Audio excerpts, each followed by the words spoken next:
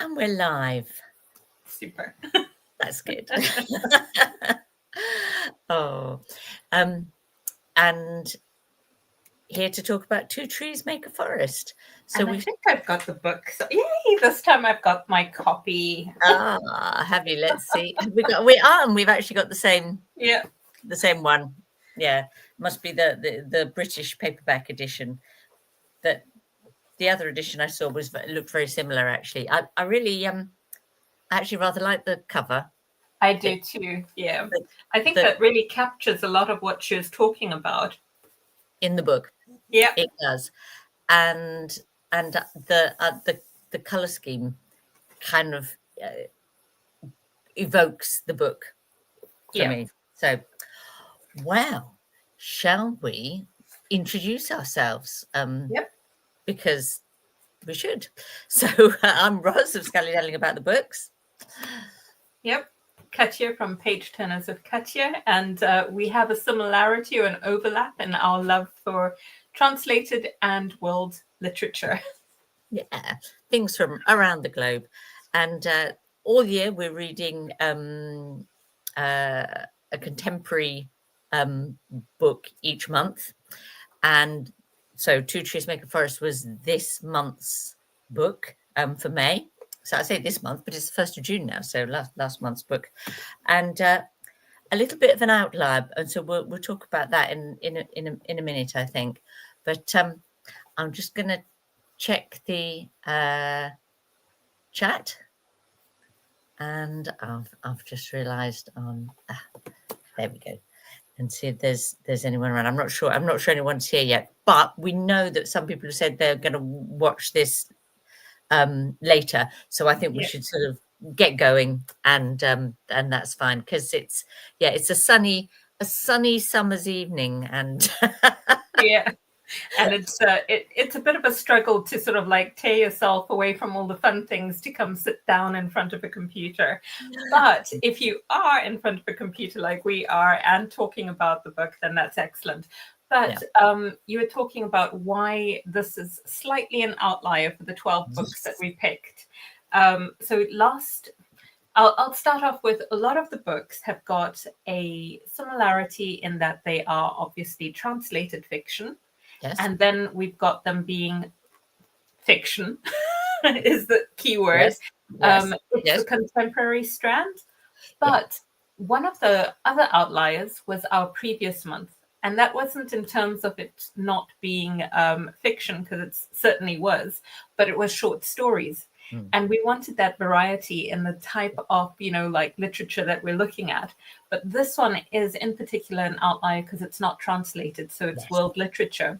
And then we fall into it not being fiction. So it is a contemporary read, but it's memoir and travelogue and a whole mix of things.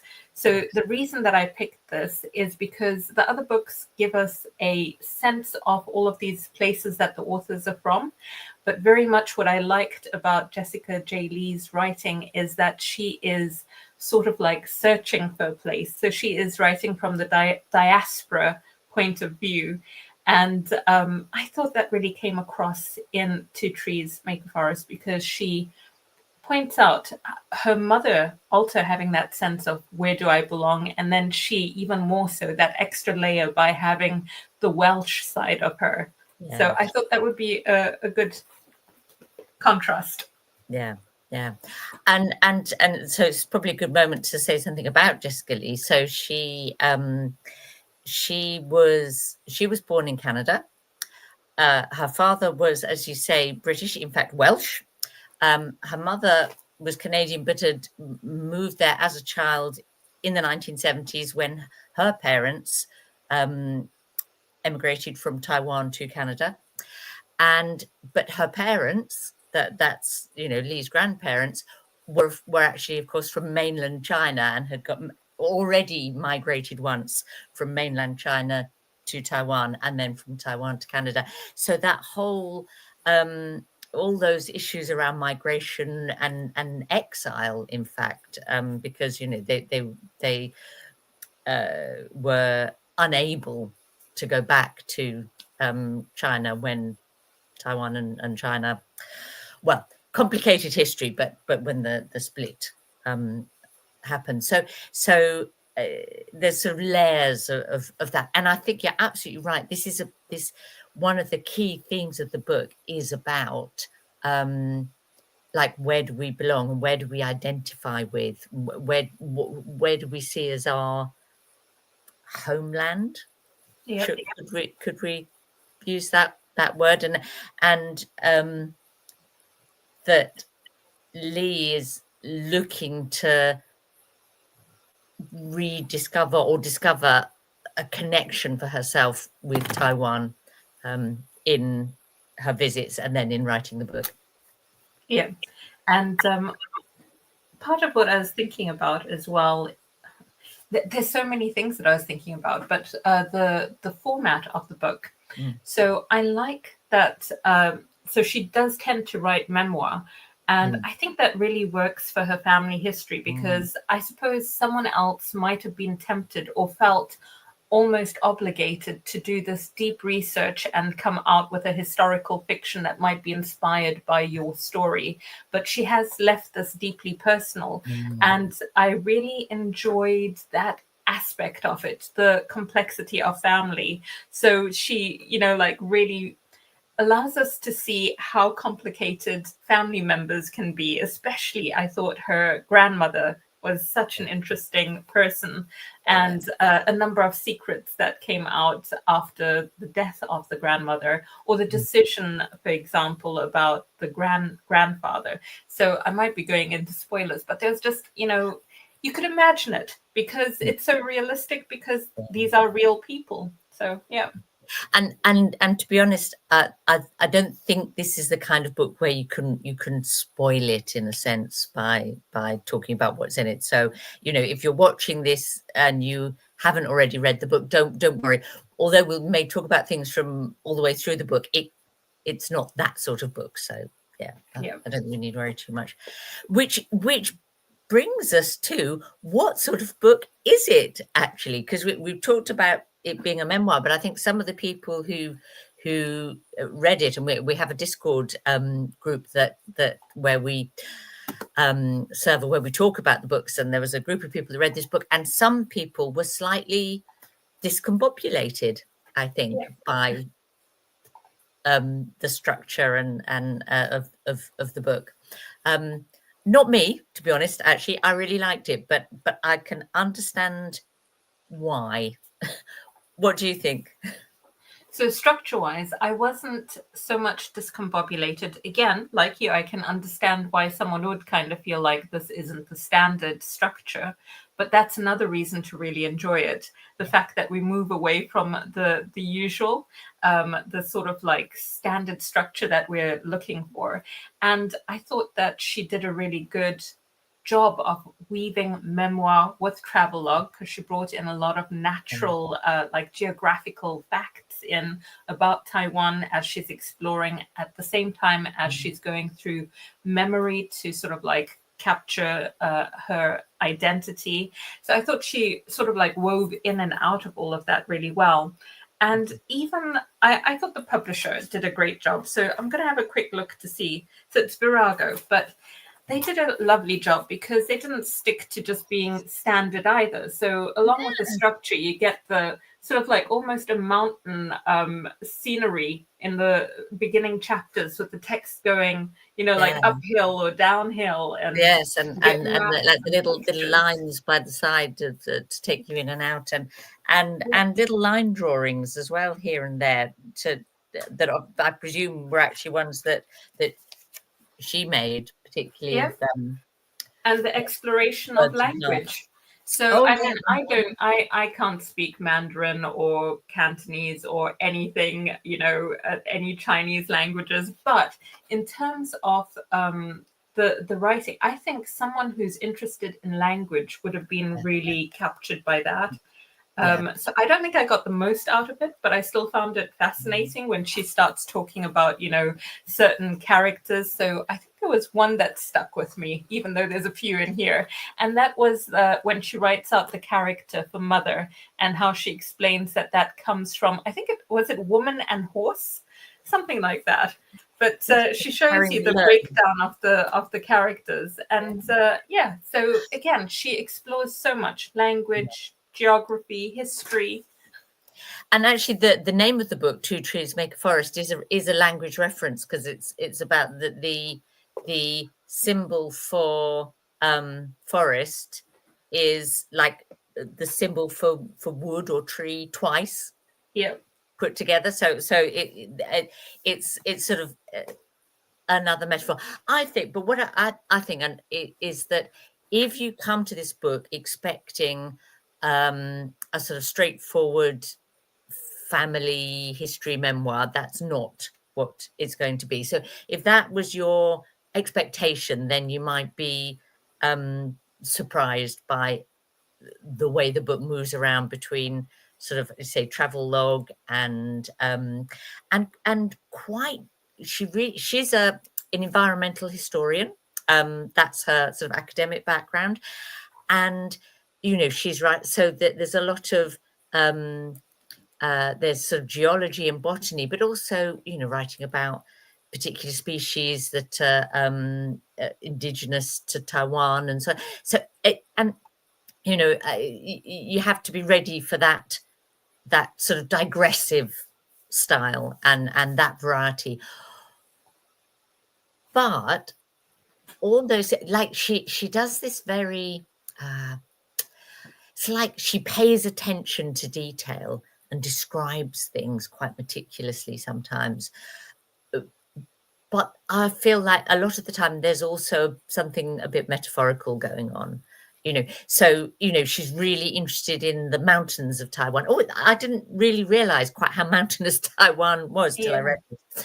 So she writes about the mountains, and but there's that sense of the mountains being formed by these huge geological, sort of disruptive geological forces, and volcanoes and clates, and then that feels like it's almost also a metaphor for the sort of political upheaval that affects her grandparents and her parents.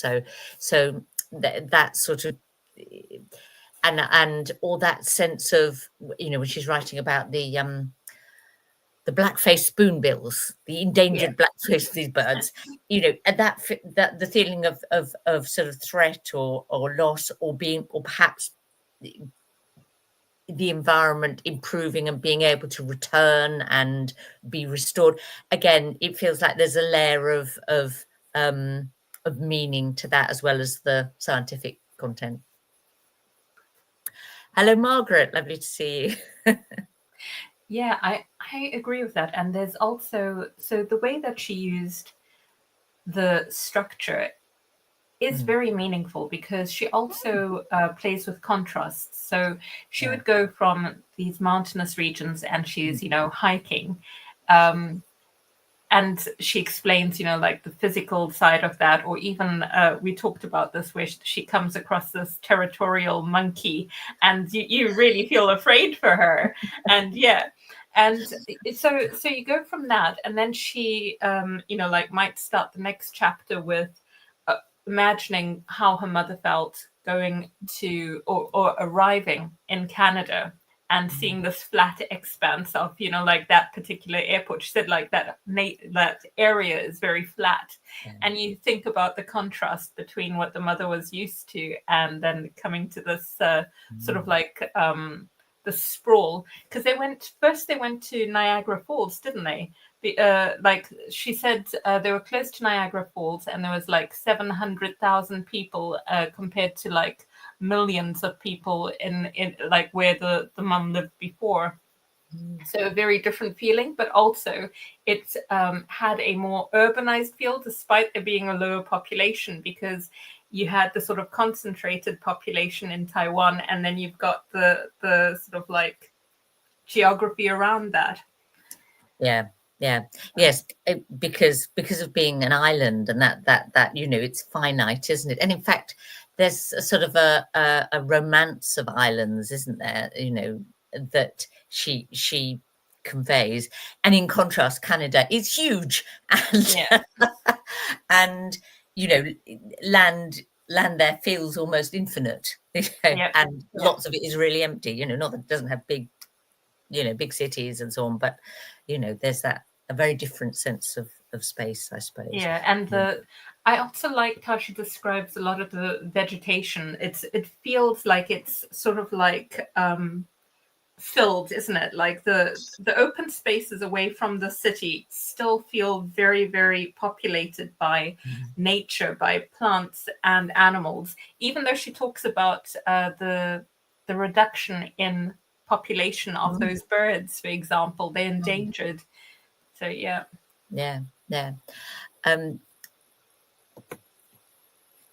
Margaret was just said about thinking about a video talking about island books. Yeah. There is something about an island. What way is, I was so thrilled that at the beginning of this book there's a map of the island, and it sort of conjures up all those sort of romantic ideas of, I don't know, treasure islands or a sense of, I suppose, discovery and yeah, it has a big appeal to me, certainly. So yeah, no, do your video about island books, Margaret. I like that idea. But I've got a question, because I don't really feel like I'm currently living on an island, because I don't feel so disconnected from the rest of Europe. But sometimes I wonder, because I mean, the channel, I don't know which clever author once described the channel as some sort of ditch, or a politician, might be a World War II politician, who knows. Someone popular described the channel as nothing more than a ditch, and it does suggest that narrowness. But equally, it is an island. But does it feel as much an island as places like Taiwan? To me, it didn't. I mean, I really got the sense of Taiwan sort of like being, and yet, so it felt like it was a part, especially when she describes about how China had very little interest in it, and then along came the Dutch and the Portuguese, and they were all on top of each other. Oh, so they had it for, I don't know, 50 to 100 years here, 50 to 100 years there. Then the Japanese had it, and then it's like, okay. So it's got such a rich history, but equally it's a history of like one colonization after the other. Yes, yeah, and I was glad that in the book she does also talk about sort of the indigenous Taiwanese that were there before all these various waves of culture. And one of the things that I found, I suppose she's addressing colonialism in the book. That's one of the threads. In that, it's really interesting when she talks about researching the flora and fauna, say, and going back to sort of British or Japanese sources where they've written, but they were studying it in order potentially to exploit those resources, or would it be good for growing this, or so that feeling of people move in on somewhere in order to extract from it what they can, or use it strategically. And the interesting thing is, I was sort of like comparing and contrasting certain things that she was touching on about colonialism, but it's difficult to touch on everything in a book like this that covers so much. But you really got a sense for how often things shifted in Taiwan, and then of course you've got these left behind buildings that the Portuguese had and the Dutch had, and they're still in these neighborhoods, and that adds to this sort of like tapestry, and this rich tapestry. But I was comparing it to a book that I'd read the month before, which was by a Taiwanese author, and I've forgotten her name, but it's called Taiwan Travelogue. And it is a fictional travelogue. And it is from the point of view of a Japanese woman just before World War II. And it really gives you a sense for mainlanders versus the Taiwanese. And this time it's not mainlanders meaning Chinese, but mainlanders, the Taiwanese, sort of like applying that to the Japanese during Japanese occupation. Because in this book she talks about how the Taiwanese talk about mainlanders, and in this context it was mostly the Chinese, but in that book it was mainlanders being the Japanese. and that there had been this really intensive drive to reduce the languages in Taiwan, so like the indigenous language, and to also reduce any other language except Japanese. Yeah. So Japanese names were also given to all school-going children and that sort of thing. So it's fascinating. Yeah, that's interesting. And I've read similar things in books about Korea by Korean authors, about that effort to because of wanting to absorb it into greater Japan, as it were. And of course, we all do it. If we're colonizers, in different ways. The French particularly good at it, I'd say, saying, oh yeah, you're part of France now, so aren't you lucky you're part of France? And but all of us, for those of us that from nations that have colonized, you have to. So just talking about books that this one reminded me of, the Taiwan travelogue, certainly it feels like a companion almost, even though it's different authors and that one's fiction. I would highly recommend reading that if you're going to read this or if you've read this. But another one that really sticks out for me is another author who does memoir, and she is an Australian author who is part Chinese, part Australian, I think. I'm going to have to look that up, but her name is Nina Minghua Powles, and she talks about going back to mainland China and her in Tiny Moons, which I read, and it's a really short book. It's 80 pages, but it really sticks with you because she talks about her love of Chinese food and how that really reminds her of her grandmother. And she weaves in and out very much like this, but with less of the geography and more on the culinary. Just picking up on what Margaret said about like, if you're the smaller place, then the bigger one is mainland. Yeah. But, yeah, it's true. Thinking about that connecting through food in her case, and one of the things we were talking about language that was struck me in this was Jessica Lee has quite basic Mandarin that she acquired as a child because her family didn't necessarily choose to speak to her in Mandarin, because it's that the migrant's dilemma, isn't it? Do you get your children to just totally assimilate because that will advantage them, or do you sustain that side of their heritage for them? And she's in a taxi in Taiwan at one point, and the taxi driver sort of compliments her on how good her Mandarin is. How come your Mandarin is so good? And she says, oh well, my mother was from Taiwan, and then says, well, why is your Mandarin so bad then? It's all relative. When he thought that she was totally foreign, and then the moment he knows that she's part Taiwanese, he's like, this is a different context now I'm going to just criticize your Mandarin. Margaret says she's noting down that author because she likes food-related books. Don't worry. She definitely likes her food, and there's certain ways that she describes these steaming dumplings, and and also learning how to eat like a local. So when she was I think she was in Shanghai, but she goes there for university, and then she has to sort of like pick up local mannerisms and stuff. It's good. That sounds like quite a warm book. This book for me, I thought in some ways it was quite melancholic.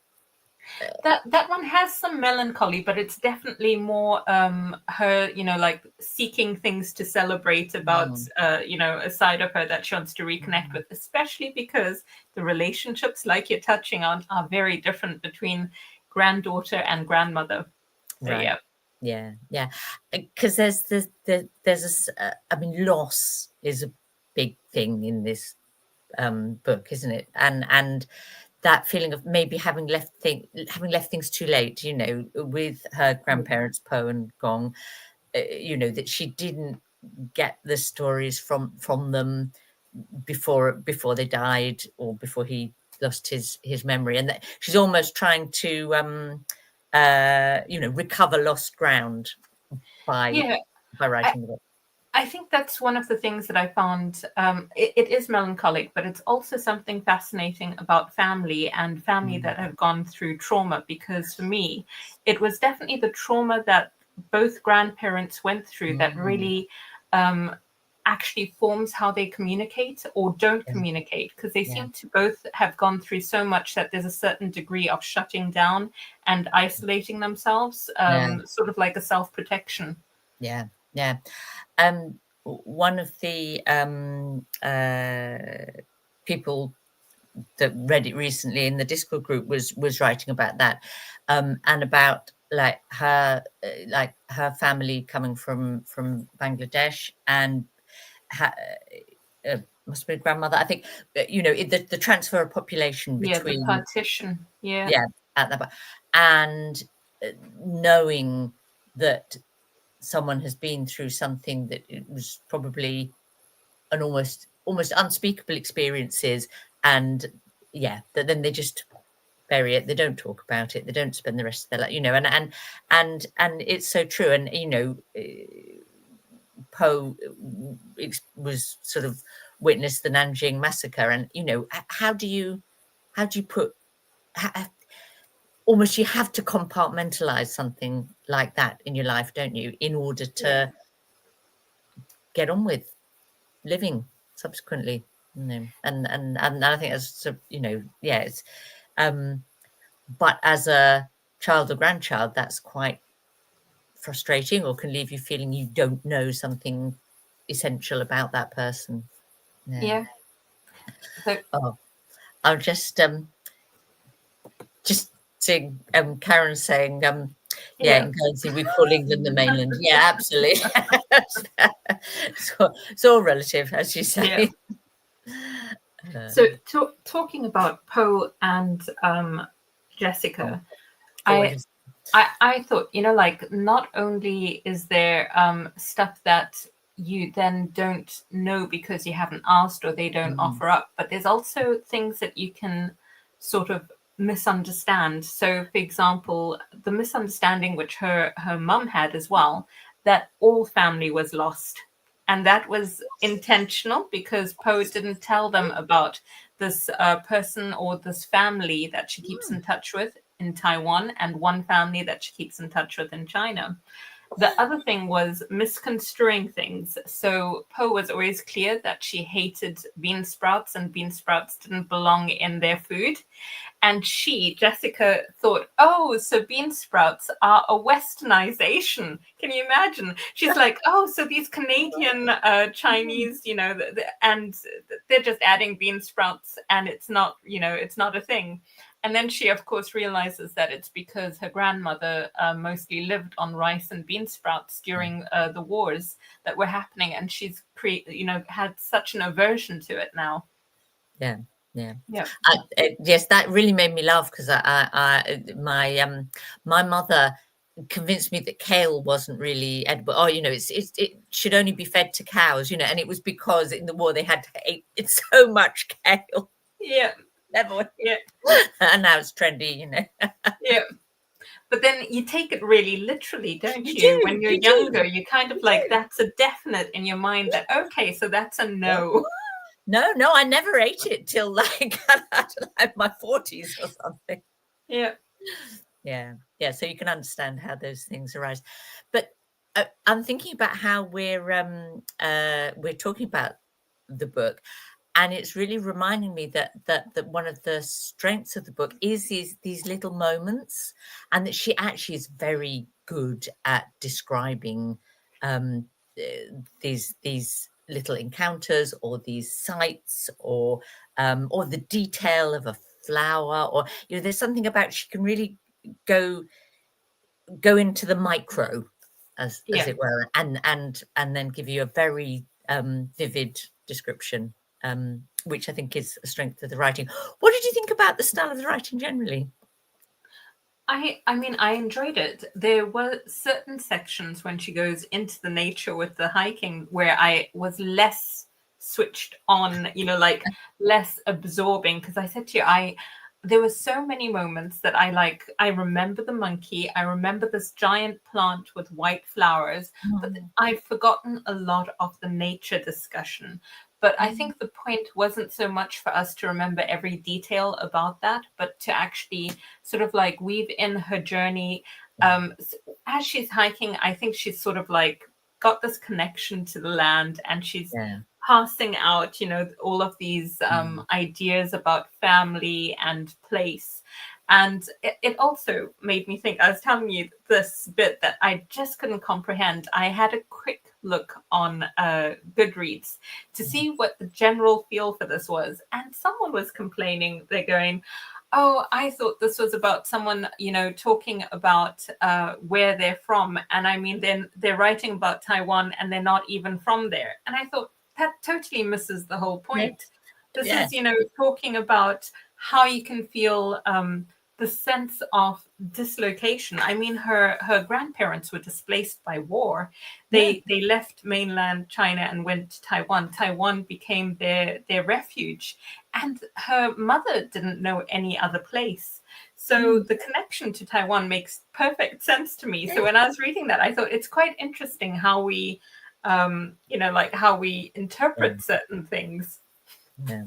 Yeah. That, yes, that's what a strange reaction, but there you go. But I think I suppose, and also you do learn a lot about Taiwan from the book.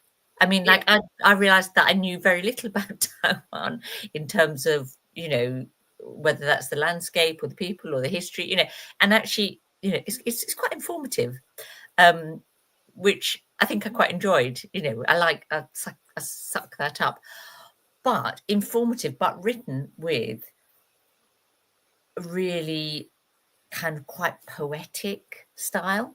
Yeah, very lyrical. Yeah. Lyrical, yeah, lyrical's the word. What Yeah. you'd give, isn't it? It's um, her sentences are quite polished. Her word choice is very careful. Just occasionally, I think Tilly said this in the Discord chat. It almost tipped over for me that it was just a little bit too. Well, it almost became Yeah. overwritten. Like you thought, like she just thought a bit too hard about finding a different word for that, or rather than. Yeah, and for me that probably happened more with the description of the hiking. I didn't feel that it went into this sort of like overwritten Yeah. form when she was talking about family or the really deeply personal. It was more when she's, gotten into the flow of describing her surroundings where you kind of think, okay, well, this is, going a little bit. Yeah. Yeah, perhaps. I was just going to flick off a couple of comments.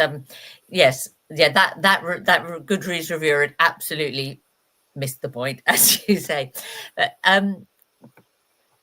Karen was going back to where you were writing, talking about Poe and Gong and her different relationship with both of them. Yeah, and that came through.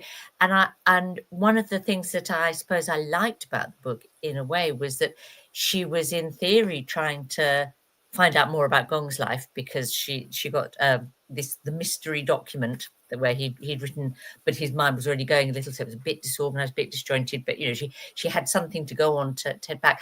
But the grandparent that she ended up finding, discovering or understanding in a different way, perhaps even more, was Poe, because Yeah. Poe had been quite harsh. Gong is like the cuddly grandparent, and Poe is tough, and then she grows to understand Yeah. her face. I think Poe was definitely a tricky character, wasn't she? Because Gong he seemed quiet and gentle. And she was talking about when she thinks back about him, how she realizes, like he had this huge history of, being an Air Force pilot, doing so many interesting, fascinating things, landing these planes in difficult conditions. And then when he comes to Canada, he's a cleaner in the factories. And how did, you know, his colleagues see him? Did they know anything about his history, or did they just see this quiet guy sweeping and, you know, just keeping to himself, you know? Yeah. And for Poe, I found it interesting because her concern when she's talking for the first time about when she goes to Berlin, and Poe threatens to kill herself, and, you know, like, you know, throw herself over a balcony or something, and they have to sedate her. And her fear, Jessica's fear, was that, oh, my grandmother's also got dementia, and this is how it's manifesting. And the shock when the doctors say, actually, she's totally, you know, compos mentis, and she was like, she couldn't comprehend that. But then she thinks she was a person who was quite volatile. So before that happened, she could go from praising Jessica to being really harsh on her mother. And then she would say things like, you think I'm hard on you? You think I'm hard on my daughter? Imagine how my mother was to me. And I was thinking, God, I wouldn't want to think about that. Yes. Yeah. And she's someone who's experienced trauma and dislocation. Yeah. Yeah, but it's also that thing of sort of like perpetuating. So again, with you've got generational trauma, but also perpetuating certain things that have happened. So if she was, you know, felt abused by her mother, she's sort of like, well, get used to it. I went through it, so it's my turn to abuse you. You know. Yeah, and yet they had, you know, uprooted themselves in order to give, you know, Jessica's mother a better life, hadn't they? And you know, and that is it's the classic sort of migrant story, isn't it? Of then, you know, putting a lot of pressure on your children because, you know, you've made this huge leap. Yeah. Kind of for them. Yeah. Although, you know, it's debatable, isn't it? You know, it might have been just as good to stay in Taiwan. And it was really interesting that they took Gong back to Taiwan when he was really poorly because the care he got there was better than he could get in Canada. Yeah, Jessica sort of like suggested that was all Poe's decision, because she said it happened quite suddenly. But then she said, you know, having said that, his English had totally gone at that point. Yeah. So he was much better off in a environment where he had some understanding of what was being said around him and so on. Yeah. It's a complex one, that, isn't it? Yes, it did seem harsh, and then you think, yeah, actually, it kind of made sense. Because he arrived when he was 55, and then he was like in his 90s when he went back, isn't it? Yeah. Yes, it was the 1970s, and he went back around sort of 2000 and something, didn't he? So I can't decide whether he was in his 90s or he was 84, or whether one of them was 84, probably the grandmother. Oh, it's a little message from Amelia here. Yes. So in her book group, where they talk about what they're currently reading. So someone was raving about Lee's books. How nice! That's good. She's written another sort of unusual memoir that's about swimming in all the lakes around Berlin. I want to read that because I love swimming. So yeah, I definitely want to read that. Yeah. And then her most recent book, when I came out last year, that I missed, but interests me, is called Dispersal, and it's about plants that kind of cross borders, I suppose, and then and how they're seen and their sort of interaction with people. That sort of unconventional nonfiction. Interests me. So you are into plants, maybe a little bit more than I am, because I remember you enjoyed that with David Diop's character as well. Because the whole botany thing, yes, no, that's something I got from my mother. You couldn't go for a walk without a constant, you know, naming of plants, so and birds. So that's that aspect of the book probably spoke to me more. Yeah. Yeah. And the walking, that you know, like you really, and I think if you aren't someone who does that sort of hiking sometimes or has done, you would think, why on earth is she, you know, it like it, you know, sometimes it's really wet and it's really dangerous and it's kind of Yeah, I love nature, but I often think nature doesn't love me, probably because I've got hypermobility. But I remember, I think it was Margaret had this fantastic read along a few years ago where we were reading the books from, what is that independent book publisher who's moved to Bath? Persephone Books. They do the grey covers. And we were reading one of those grey cover books, and it was a fantastic read. Something lady. Oh, I don't know. Maybe Margaret will remember. But there was a certain section there. And Margaret and someone else said, oh, don't you just love how she describes this section? And then there's the moss on the rock. And I was like, no, because moss always makes me fall down. One of my formative memories was crossing these mossy rocks and slipping into a river. So nature does not love me. High wages. Yes, Margaret remembered it. Yes, Margaret says it's called High Wages, and I'm very happy to hear that the one that she was raving about was the one about plants. So I must put that on get that on my future list, mustn't I? Yes. Yeah. And, I mean, I don't mind moss as long as I don't have to try and cross over it.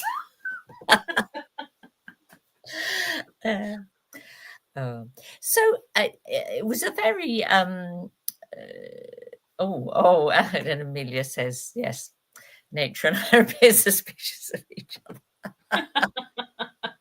Brilliant. Whereas, yes, obviously, you know, that's her interest, and obviously it chimed with me. So yeah. But I generally do like.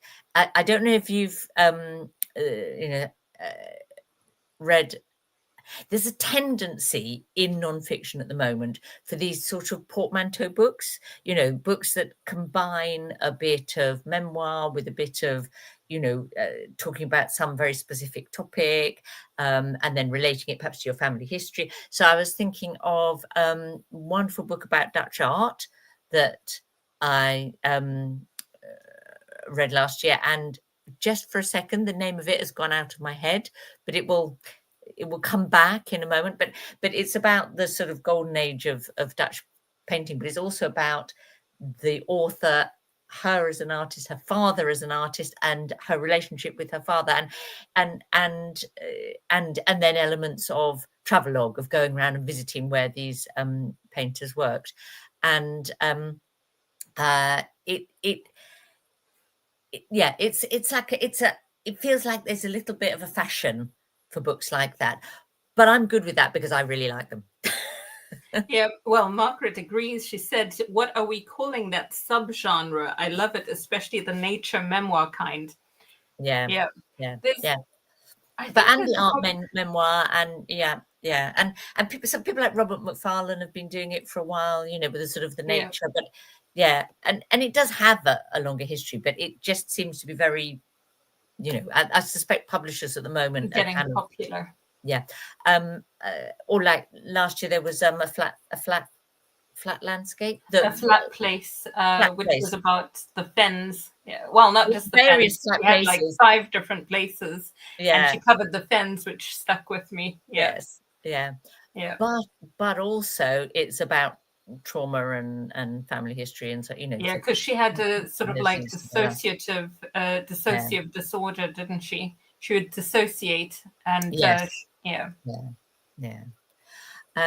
it's going to just drive me mad if I can't think of what the name of that art book was. So you can go ahead and Google it. I might have to just Google it. The one I was thinking of. So the reason I'd really like to read Jessica J. Lee's book on swimming is I read another person's book on swimming like 2-3 years ago. I can't remember her surname, but her name is Bonnie, and I think she's got a German connection too, and a China connection as well. So I'm definitely going to look that up. But it was Why We Swim, and it really brings in a lot of the history around swimming, and it also looks at interesting swim stories. So people who can hold their breath a long time or be in really cold temperatures, but also swimming lessons in one of the many mansions of Saddam Hussein after the Gulf War was over and everything, and they started teaching people to swim in those pools.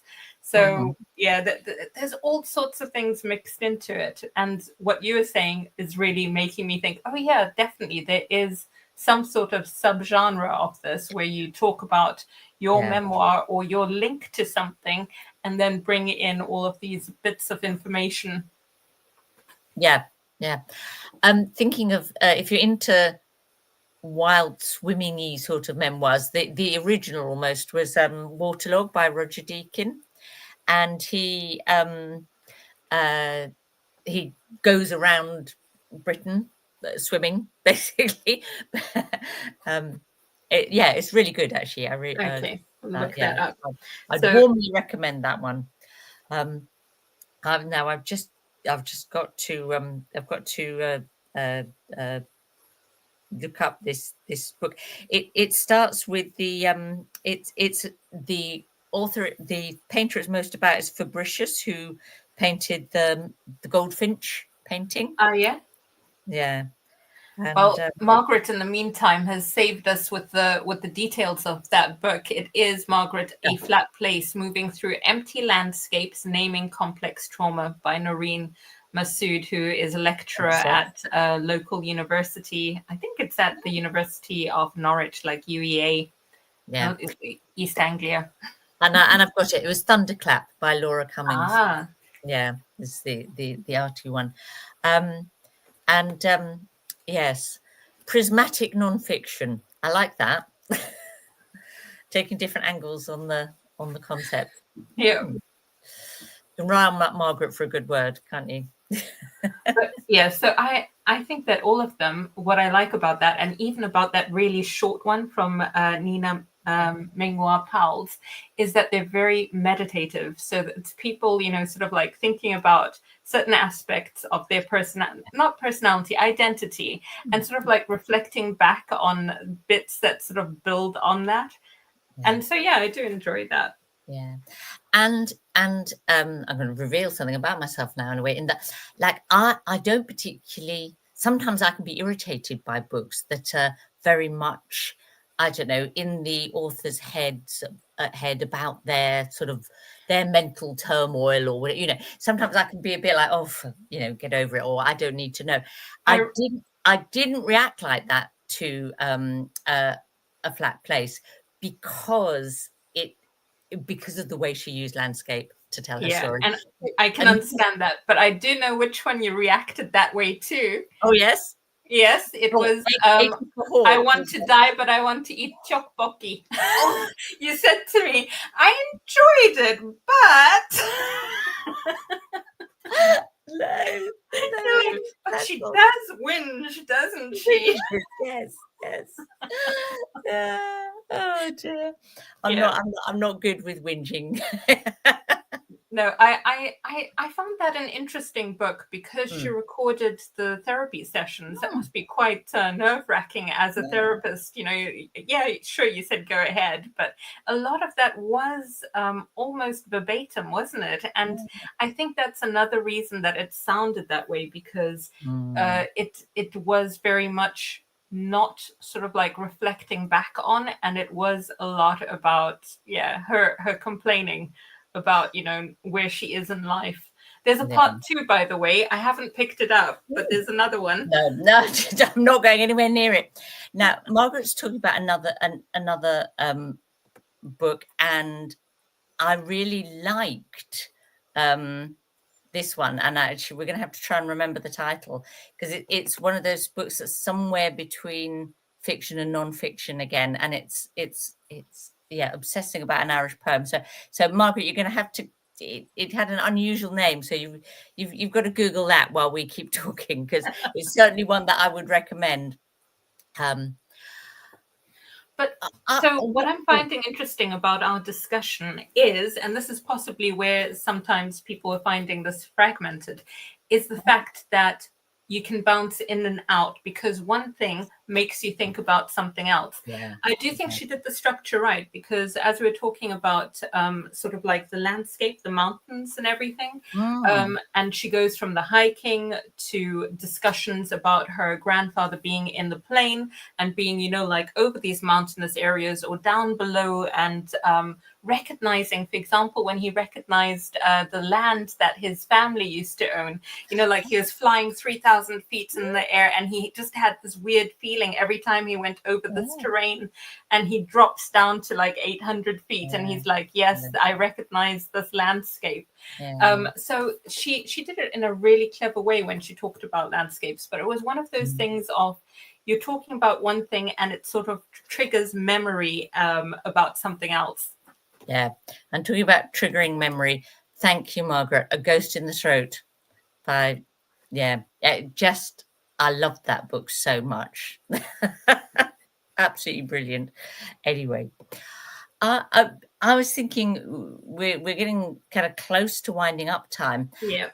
And you've mentioned a couple of other books that you associated with this one, and one in particular that's also about Taiwan. There's a novel. Is that right? Yep.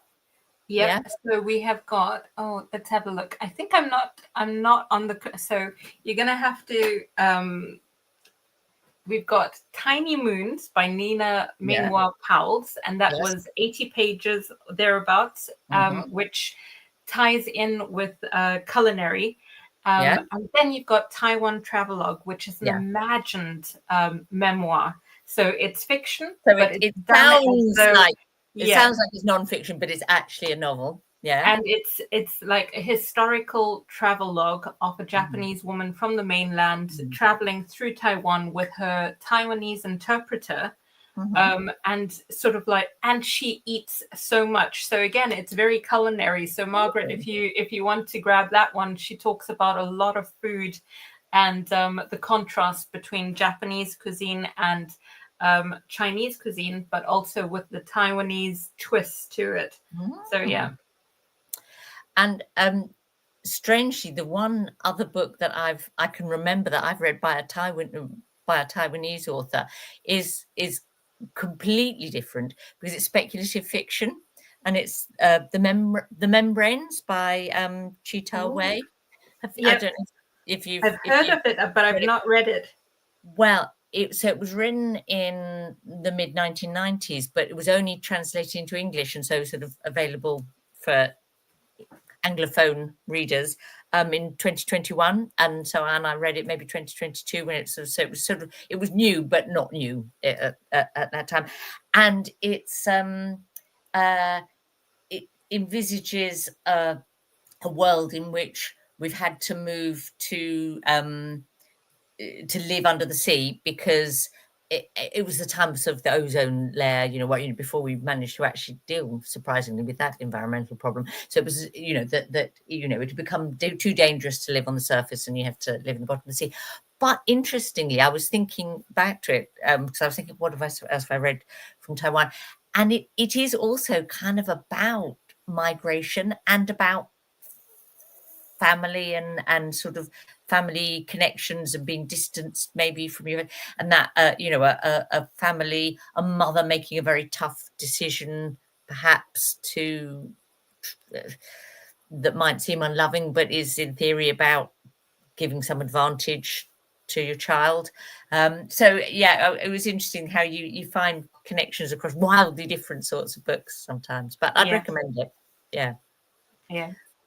So coming back to the book, one of the things I don't think she touches on, unless I missed it, and I'm still curious, and I'm sure if she doesn't know, she must be curious.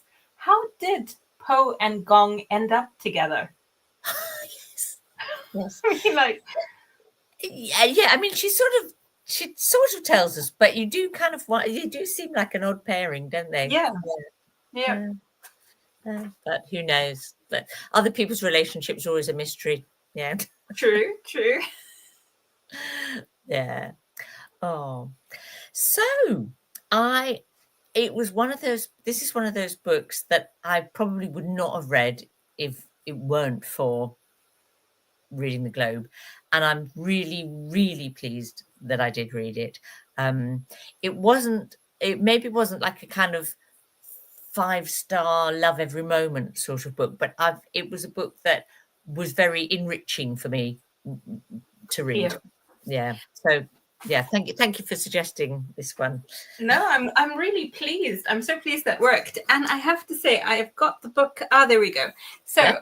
I said I was going to start mid-May because I've got May to June to read it, and it's such a short book.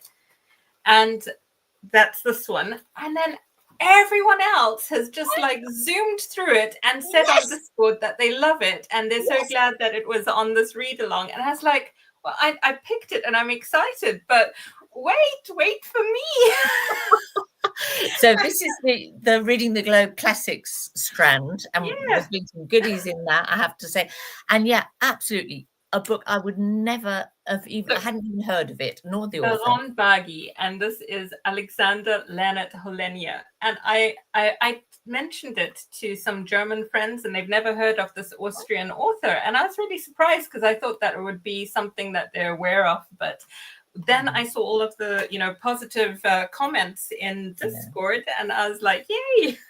Yeah. So an excellent choice. Yeah. And I'm not sure that I have the hard copy. I think I've got an ebook for our next contemporary read, which is The Third Love. Yes.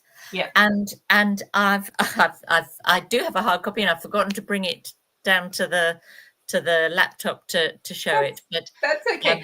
I'm double checking just in case I actually do have it, but I don't, because I put all of my read along books on the bookshelf, and no, so I've got an ebook version of that. But yeah, it's The Third Love, and so that is our June read. Yes, I'll be starting tomorrow. Hiromi Kawakami. Yeah. So Japanese book this time, and the reason it isn't here is because it's next to my bed, because I've just started reading it, and it's optimistic about this one. That's good. I mean, one of the things about not having books to hand, even when I own a book, I forget to put it, like when I'm talking about a book in pre-recorded videos. And that's because I actually move around the house with my books. Yes. I did a buddy read with Karen, who was on just a moment ago. And so we did really well. We read a chapter every evening, but there was one evening when I said to her, I've misplaced the book. I have no idea where it is. So I'll do 2 chapters tomorrow, because I had no idea where in the house it was. And it turned out that it had fallen between my book trolley and my bed. So it was like... Now, Amelia's saying that the German edition is beautiful. And I'm presuming that she means the German edition of Two Trees Make a Forest. Oh yeah. Unless it's the Baron Bagi or the Third Love, because we bounced, haven't we? So it could be any of those. So Amelia, we're wondering which you're talking about, that the German edition is beautiful, but do tell us. And Karen says, she's got the Third Love arriving on Thursday. So we're all getting ready for that one. Yeah. Brilliant. Well, I guess it's time to wrap up.